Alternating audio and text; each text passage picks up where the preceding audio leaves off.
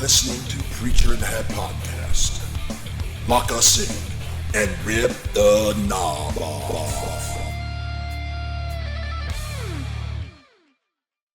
We have 10 unwritten rules of church that are ready to be hotly debated tonight. Welcome into another episode of Preacher in the Hat. My name's Eric. Across from me is my brother Derek. And behind the cameras and finally on a camera tonight is Big Easy himself, Mr. Chris Sumter. Let's get it. Do want to take a quick moment of pause for my dad, our dad, Steve, who's not in the room with us tonight because he had a minor medical procedure this morning, and he's feeling pretty well this evening. But we told him to go ahead and sit this one out and keep recuperating. So I'm sure Chris will cut to an AI image or a black screen or something for you here in just a second as we're talking about him. Well, there's probably going to be some adult conversation tonight, and so maybe it's best he stay up there. Finally, the conversation will get serious without him, right? So like I said, we have 10 unwritten rules of church that we are looking forward to putting on trial and debating hard this evening. But first, I want to spend a little time on where I think we're going to try to call Chris off the cuff, segment name trademark pending. And I'm wondering, everybody has those like intrusive thoughts or things that come out of nowhere where you're just like, oh, what, why did that enter my brain? But have you ever had the ones, not just the ones where you're like, oh no, well, why would I think of that? But the ones that you're like, no, what even is that? Like literal dumb thoughts. Chris off the cuff. Yeah. I'm glad you asked. I feel like I've had the perfect audience for this question, so go ahead. Usually it happens when I'm awake, when I have these thoughts. Today I was driving. Sorry to interrupt. Yeah, go ahead. For most people, really it's want when me to they're talk. not awake. Yeah. That's when the dumb stuff happens, is the dreams. And then you wake up and you can't understand. Like, it makes absolutely no sense. But it actually happens during your waking hours, which is... Please continue. Yeah, so I was thinking about... Is this today? Are you about to tell a story from today? Yeah.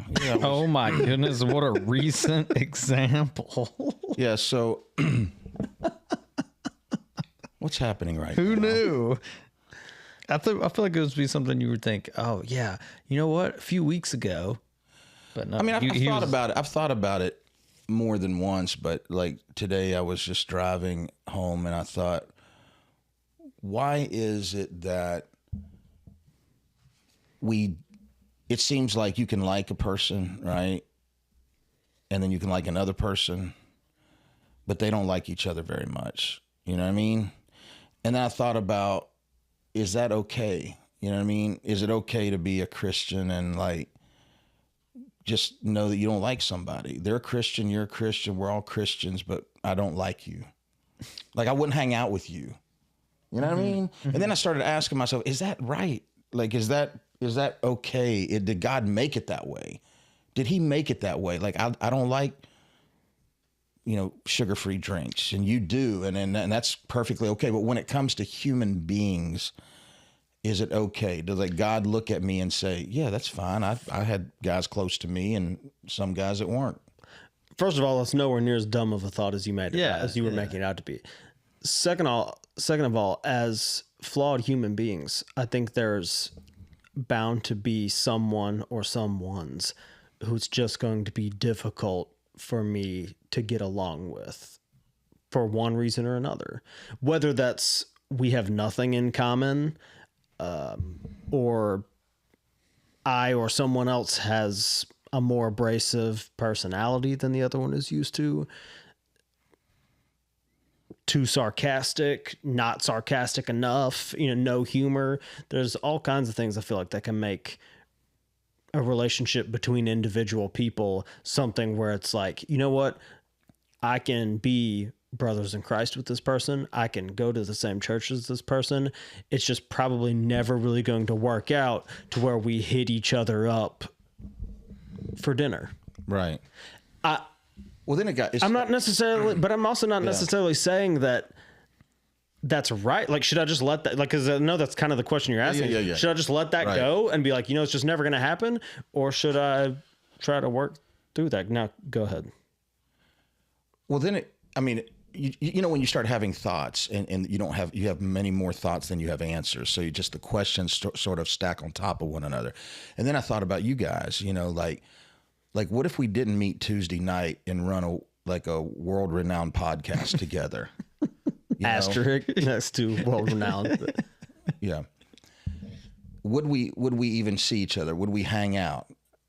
And then I thought, and then another thing came before I could even answer that question. Another one came in like, boom, hit me right there. You know, like, when's the last time they invited you over to their house? And then before I could even have enough time to hurt from the answer of that, another one came in. And so it's like, pop, pop, pop, pop, pop, pop, you know what I mean? And I'm like wondering. You've never invited me over to your house. I've invited you over. What are you talking about? I've never been to your house. Only reason I know what the outside of his house looks like. I picked the up, outside. Oh yeah, I've picked up something out of your mailbox. Yeah, I picked up the hard drive one night so we could post the podcast.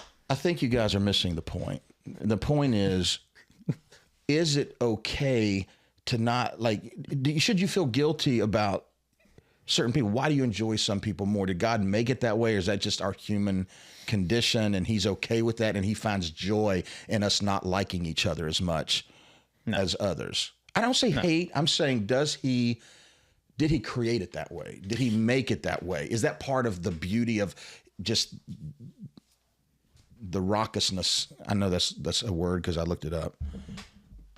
But did he make it that way? I don't know. I mean, there has to be something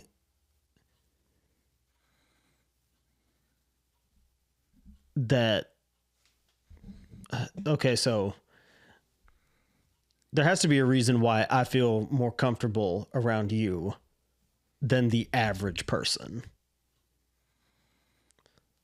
Like, and then there are other people where I would probably never get to this level with. And we haven't even been to each other's houses. But we just, I mean, we've had dinner 100 times, and have we? Not 100, like twice. What? Way more than that? We've absolutely not had dinner more than twice. Where have we gone to dinner? Can you shut the cameras off just for a second? This is going south. Have we had dinner more than twice? Yes. Name them. We went to the Village Tavern. Yeah, we went to the Village Tavern. We went to J. Alexander's. Twice. We went to... No, come on. What was the most recent place? That's what I'm saying. Costa. Was it Costa's? And those aren't the only three. There have been others. But two of them were production meetings. We drug him to Super Chicks one time. And he hasn't come back either. I know. That was years ago. Yeah. Anyway, that was pre-podcast. So way more than two times. We did not 100 from time to time when I was new at the church. You guys tried to win me over to the Lord, and I think you were. You guys did take me out. Anyway, we've been to dinner. Like I said, we've been to dinner quite a few times. We hang out every week. Anyway, but it has to be like God made personalities different. Ours and ours mesh, and mine just isn't going to mesh with every other person. So is that part of the plan? Is that part of the beauty?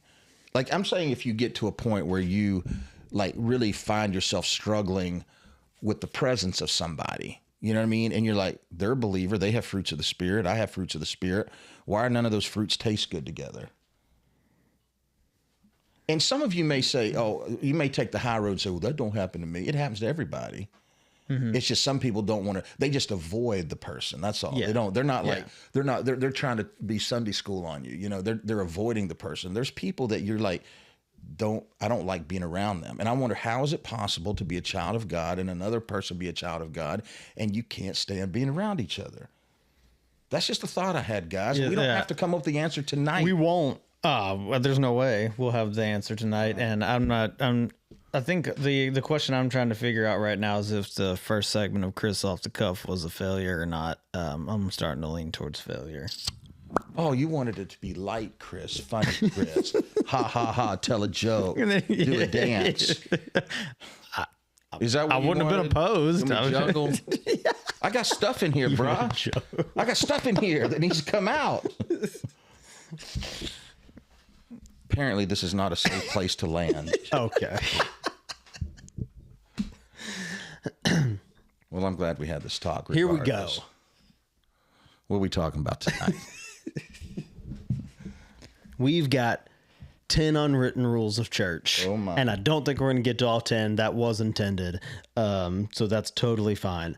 And we're going to put them out there, and they're up for debate, and we're going to try to settle these once and for all. Okay. Chris loves a good debate. He loves it. He one of the things, in fact, that he argues about the most is that we don't argue enough on this. I do not. Whoa. Let me. Bless him, Lord. Bless him, Lord. I do not want to argue for the sake of arguing.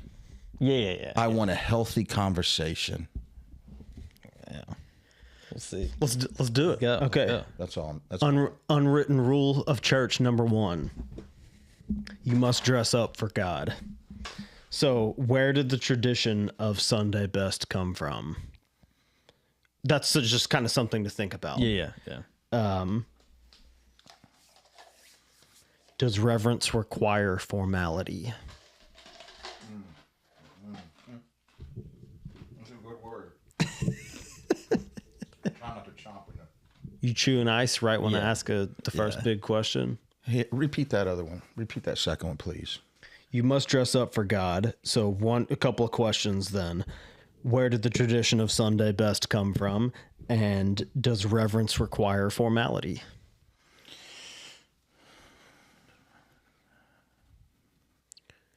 So I would offer a verse from 1 Samuel.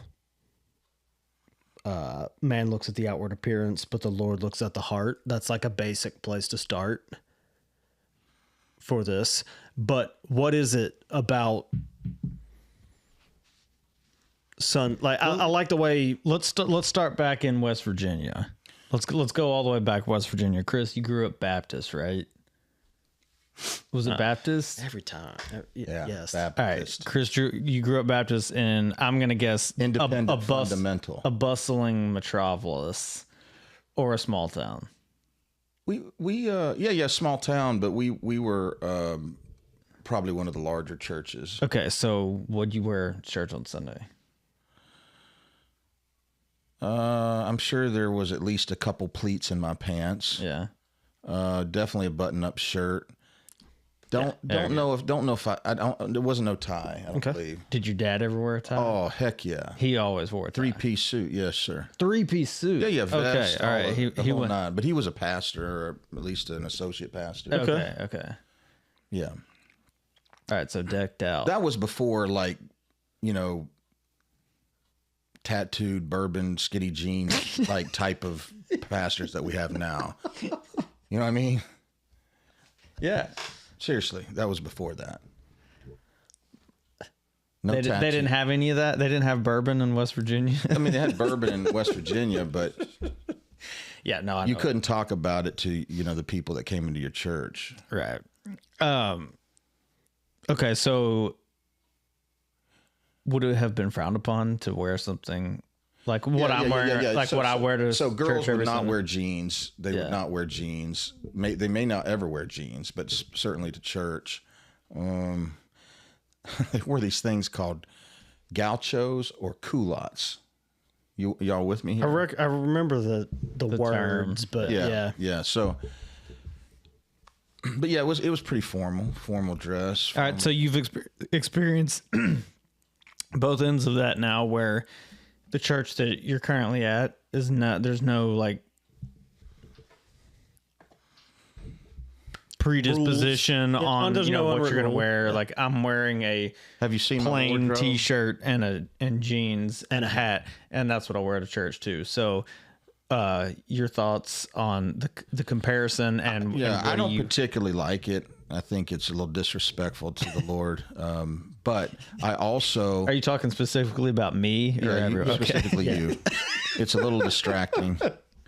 It's a little distracting, but I also love more than I used to love, and I forgive more than I used to forgive.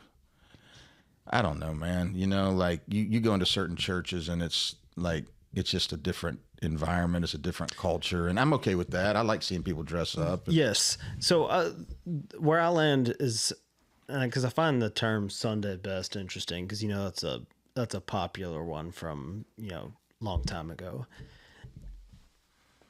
And so the way that I would present, or the way that I would rebut that, I guess, is you're only gonna if you're saying you have to dress your best for the Lord, you're only gonna do that on Sunday morning. You're not gonna dress your best for Him every day. Well, That'll preach.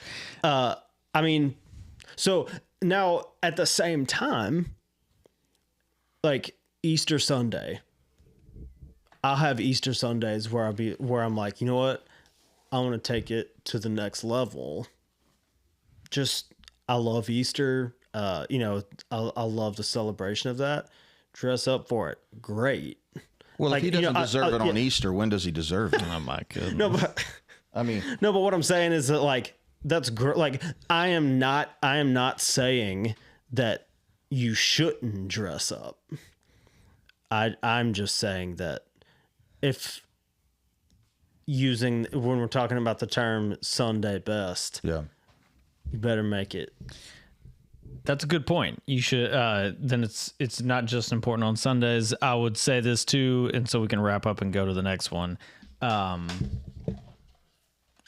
That the danger in that sort of expectation is if it becomes kind of an exclusive thing for someone who enters a church and maybe can't dress that way because, for financial reasons or they just don't have it, where it becomes a thing of like they can't belong in that church if they don't do that. That would be a dangerous, that would be kind of the extreme side of it where that could turn That's a great dangerous. point. So. Unwritten rule number 2. You cannot question church leadership.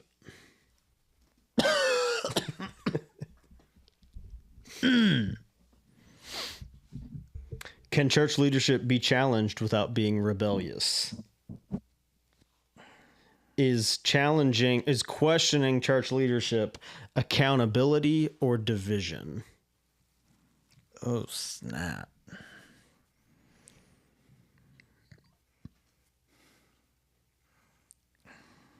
Chris. That's deep, man. I was gonna say, let's deal with Chris. Pass. I'm gonna do like that game. I don't pass. like. Yeah. I in thinking of this, did not have an answer. I'll say this. Pass. So there's some general rules of thumb or thought that I've not rules of thumb thought that I've seen when I've seen it, particularly in the context of worship leading, because that's my context Expertise. where people will say, well, you have to defer to whatever the pastor wants or whatever. And I'm not saying don't align your vision or whatever you have, or make sure that what you're working towards is compatible. But I think some of it kind of gets into that old like priest mindset again, where you have this layer of God, senior pastor, me, and there was why was the veil torn then if we're gonna just kind of put that back in place? So there is no the Holy Spirit's your mediator, your pastor's not your mediator to God. That's what I'd say about that. But it also doesn't mean,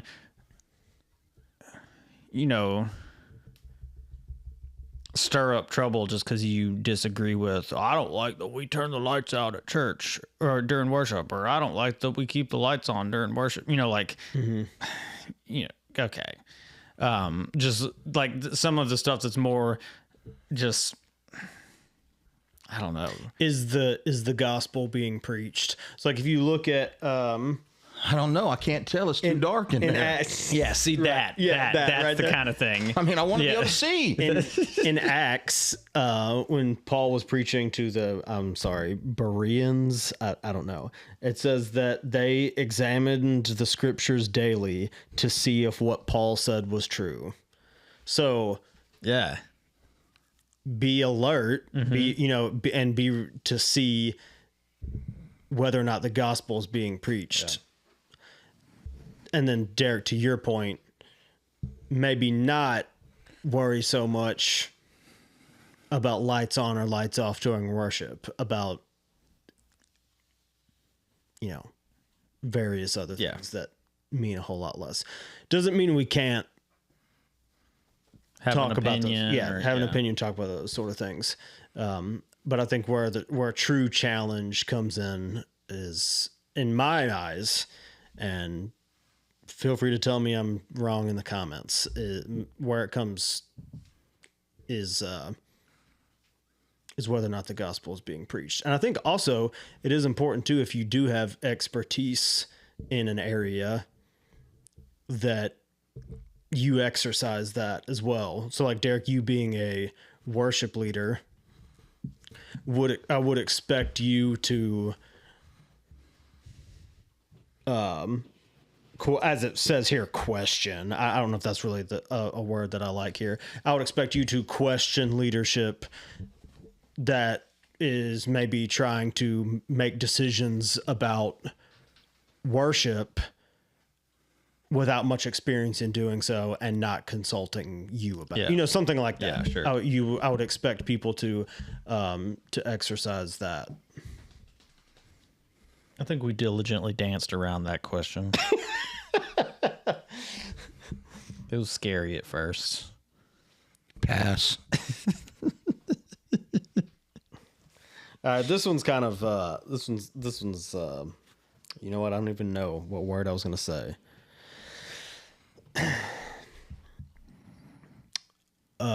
Once you are saved, you should always be at church.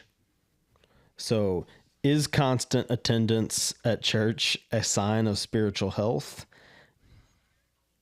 And should we consider attendance as a measure of faith, or I don't know exactly what word you want to use there, but should Spiritual health. Yeah. Better, That's true. faith. Yeah. Is constant attendance a sign of faith? A sign of spiritual health, and should we consider it a measure of that? I was driving one time, and I don't know where I was going, but I went past this big lake. There was a sign up that says, "Go to church or the devil will get you." Mm-hmm. And I've never been able to shake it. It's a very famous sign. I've never been able to shake it. They got T-shirts for that now. I'll grab you one. I'm just saying, it stuck with me. Yeah. They took that sign down for a while, I think, and then they had it put back up. Obviously, the scripture that we kind of point to for this is, in Hebrews, do not neglect meeting together, that sort of thing. So I do think it is, it's important. There is far more that is required of us to claim. Spiritual health has far more components to it than just church attendance, obviously. It does. But there's a pattern that you notice of people who start to fall away. A lot of times, trailing attendance, when you see people start to drift, that's one of the first signs. That's what I've noticed. Mm-hmm. What would you say to someone who says that I know where this is going. they're Christian, but for so and so number of reasons, or they've been hurt by somebody or something, that they no longer attend church.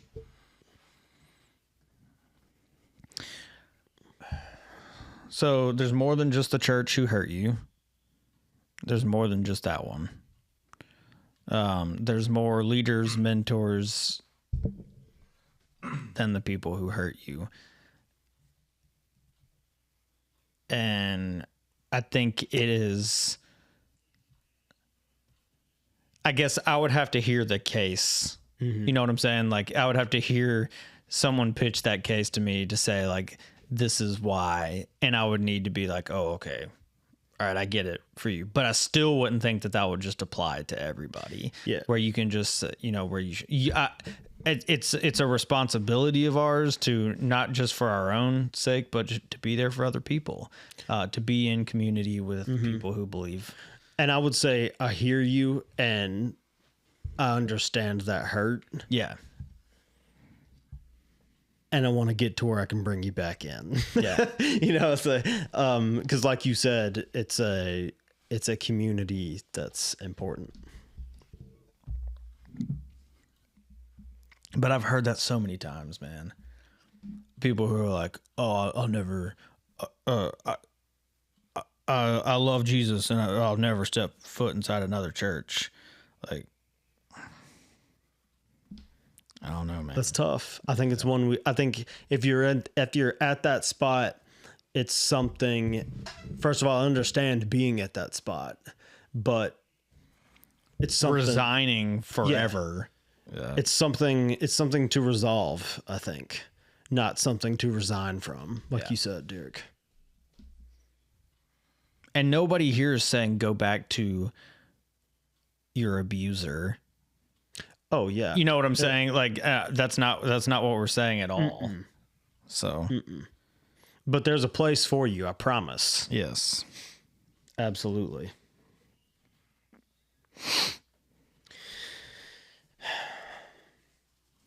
What else you got? I don't know what number we're on anymore. I can't remember because I didn't write them down. Write the numbers we passed down. on number 3. But anyway, that's all. A big old no thanks. I think Chris is going to like this one. So whatever number we're on, unwritten rule of church. And this isn't an unwritten rule so much or explicitly, and it's kind of tongue in cheek the way I have it phrased. But I think Chris will like this one. You must tithe to be blessed.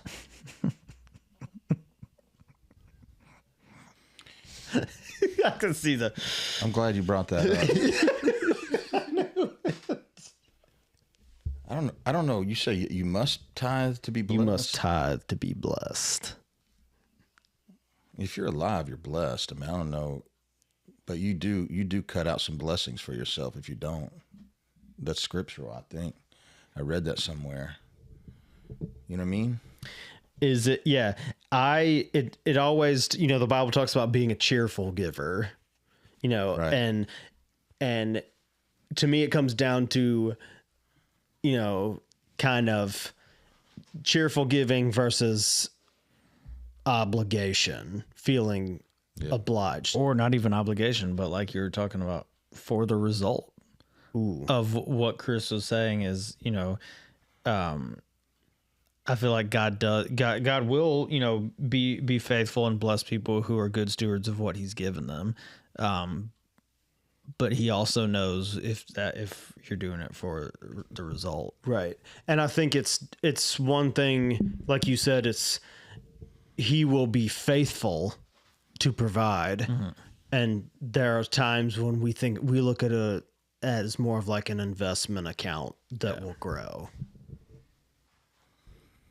Well, I think there's about 3 types of people that I don't trust.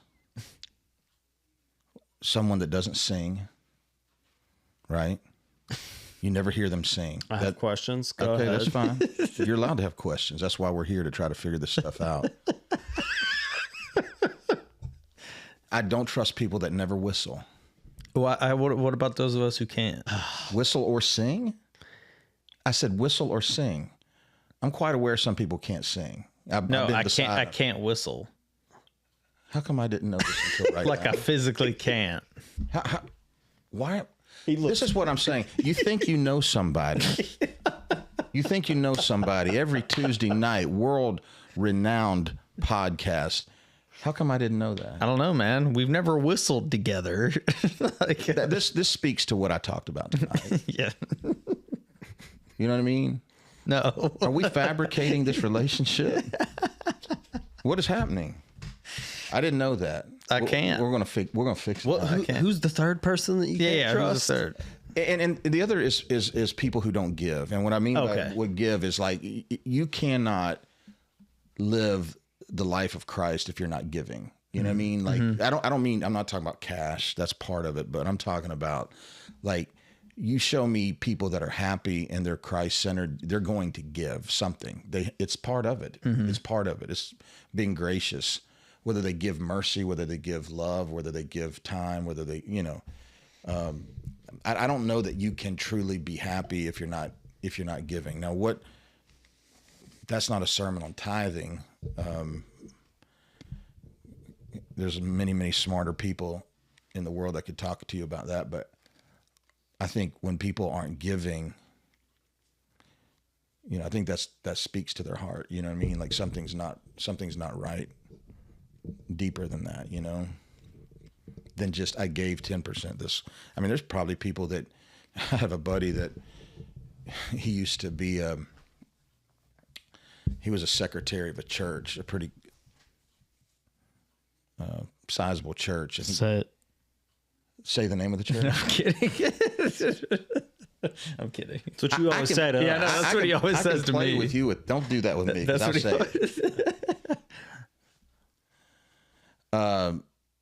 It was south of Aniana, and it's but he struggled because he said I kind of know how he feels, but don't really. But he would say it was hard for him because he would see everyone's contribution statements because he was giving them out, and it was like he said that there was several staff members that wouldn't tithe, and it just like he couldn't seem to go to church because it would cause him to like get into his feelings. I guess is the way the younger people would say it today. Like he would get into him like feeling a certain, like kind of looking at them differently, if you know what I mean. So I don't know, I'm glad I don't know that stuff. I don't want to know.